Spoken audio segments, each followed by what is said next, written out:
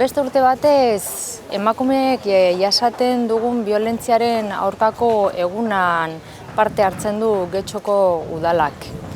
Ikusten duzuenez, nor da hurrengoa da aurtengo lema, dakizuenez edozein emakume izan daiteke biolentziaren biktima. Eta horregatik, espero dugu egun hau gehiago ez ospatu behar izana, baina bitartean Getxoko udalak animatzen du eta gonbidatzen du jende guztia beraien egunerokoan biolentziaren aurka aritzeko eta batez ere gaur egingo diren jarduera desberdinetan parte hartzera gonbidatzen zaituztegu. Nor izango da hurrengoa ekintza, furgoneta koloretsu bat da eta barruan 4 erruleta daude, birarazteko jolas bat izango balitz bezala. Erruletak biratzean, adin, ezaugarri, gustu eta ohitura desberdinak aurkituko ditugu, baina erruleta batek beti emakumea markatuko du.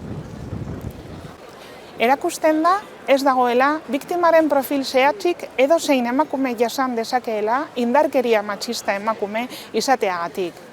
Furgonetaren barruan, indarkeria matxistaren gordintasuna ezagutu ahal izango dugu, aurten bikotekideek edo bikotekide horiek eraildako 38 emakumeen bizitzak ezagutuz, baita Bizkaiko eta Getxoko biktimizazioei buruzko datuak ere.